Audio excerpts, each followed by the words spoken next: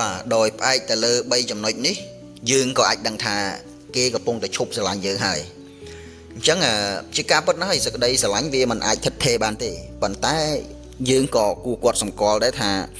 តើគេឈប់ស្រឡាញ់យើងឬក៏គេនៅស្រឡាញ់យើងអញ្ចឹង3ចំណុចនេះវាមិនត្រូវ 100% ទេតែវាអាចត្រូវជា70ទៅ 80% ហើយអញ្ចឹងដើម្បីកុំឲ្យពេលវេលាចេះតែខាតពេលយូរអញ្ចឹងយើងមកស្វែងយល់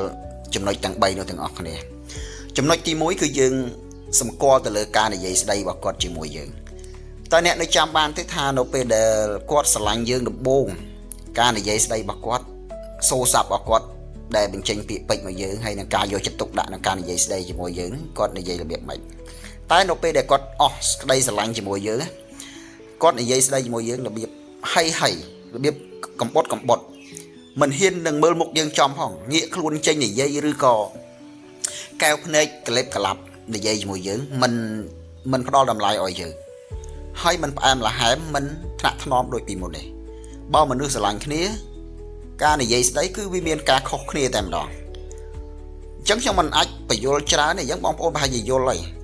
នៅពេលដែលខ្ញុំនិយាយថាការនិយាយស្ដីរបស់គាត់កំបុតជាមួយយើងមិនយកចិត្តទុកដាក់ជាមួយយើងហើយយើងធៀបមើលទៅការពីគាត់ស្រឡាញ់យើងគាត់សុំស្រឡាញ់យើងដំបូងឬក៏នៅគ្រានៅស្រឡាញ់គ្នាខ្លះការនិយាយស្ដីរបស់គាត់ជាមួយយើងយ៉ាងម៉េចហើយបច្ចុប្បន្នការនិយាយស្ដីជាមួយយើងយ៉ាងម៉េចអាហ្នឹងចំណុចទី1ចំណុចទី2គឺលែងមានការខលមកសួរនាំញឹកញាប់ដូចមុនមានន័យថាពេលខ្លះគ្រាន់តែខលមកគ្រាន់តែបង្គ្រប់កិច្ចខលមកក៏និយាយពាក្យពេចន៍កបិតកបុតដូចជាជួបផ្ទាល់ដែរវាអត់រុះរាយអត់ផ្អែមល្ហែមអត់ញឹកញាប់ដោយកាលពីចំនួនស្គាល់គ្នាដំបូងមនុស្សយើងកាលនៅស្រឡាញ់គ្នាដំបូងមែនទេយើងនិយាយទូរស័ព្ទសឹងតែ 4-5 ម៉ោងក៏អត់ចេះអស់ពាក្យនិយាយដែរគឺយើងនៅតែអាចនិយាយរកពាក្យនិយាយសារសងគ្នាបាននិយាយពីអ្នកនេះនិយាយពីអ្នកនោះគឺមានពាក្យនិយាយជាហូរហែតែម្ដងតែនៅពេលដែលសេចក្តីស្រឡាញ់គឺបានបាត់បង់ហើយ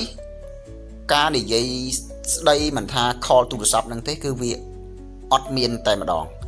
វាមានខ្លះដែរវាអាចមានតិចតួចគ្រាន់តែបង្គ្រប់កិច្ចកុំអោយគេថាបាត់បង់តួនាទីជាសង្សារឬក៏ជាមនុស្សជាទីស្រឡាញ់អីចឹងជួនកាលគ្រាន់តែជាប្រគ្រប់កិច្ចបងប្អូនយល់ទេបាទខ្ញុំជឿជាក់ថាបងប្អូនយល់ហើយមនុស្សយើងដែលមានស្នេហាយើងអាចស្វែងយល់បាននៅចំណុចហ្នឹងគ្រាន់តែខ្ញុំចង់បន្ថែមចំណុចទី3គាត់តែងតែរវល់ជានិច្ចនៅពេលដែលមនុស្សម្នាក់បាត់បង់សេចក្តីស្រឡាញ់ហើយសេចក្តីស្នេហាហ្នឹងលែងមាននៅក្នុងខ្លួនហើយឬក៏គាត់ត្រូវបានកាត់បន្ថយហើយភាពរវល់ហ្នឹងគឺមិនដឹងមកពីណាទេ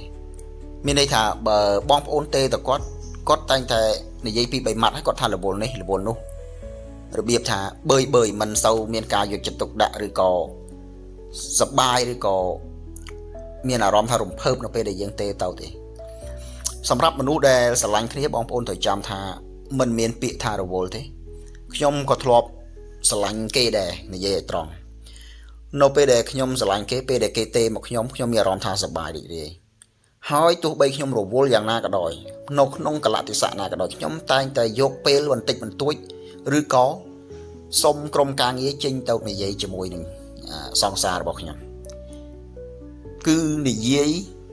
ដើម្បីលួងលោមមិនដឹងបើយើងរវល់មែនណាយើងលួងលោមប្រាប់គាត់ថាក្នុងរយៈពេលប៉ុណ្ណេះខ្ញុំនឹងទេទៅហើយនឹងទេទៅមែនតែនោះអត់ទេគឺគាត់រវល់គាត់ឆ្លើយយកដោះសារគាត់យករួចខ្លួនដោយគាត់ធុញទ្រាន់នឹងយើងមិនចង់ជួបនិយាយជាមួយរឿងមួយយើងឬក៏ជួបមុខយើងអាហ្នឹងគឺលេសធំបំផុតរបស់គាត់ហ្នឹងគឺរវល់បងប្អូនត្រូវយល់ថាសេចក្តីស្រឡាញ់សេចក្តីស្នេហាមិនថារវល់យ៉ាងណាដែរទោះបីត្រូវជាបាត់បង់ការងារប្រចាំជីវិតរបស់គាត់ក៏គាត់មិនអាចបាត់បង់យើងបានទេអាហ្នឹងមានប៉ុណ្ណឹងខ្ញុំសូមអរគុណសូមជម្រាបលាហើយបងប្អូនយកទៅពិចារណាទៅខ្ញុំមិនសំដៅថាវាត្រូវទាំងអស់ទេគ្រាន់តែជា tip ចែករំលែក tip ដែលជាបទពិសោធន៍ tip ដែលជាអ្វីដែលយើងមើលឃើញទាំងអស់គ្នាគ្រាន់តែបន្ថែមទៅលើអ្វីដែលបងប្អូនកំពុងតែគិតបន្ថែមថាគេនៅស្រឡាញ់យើងឬក៏មិនស្រឡាញ់យើងបាទសូមអរគុណជួបគ្នានៅវីដេអូបន្ត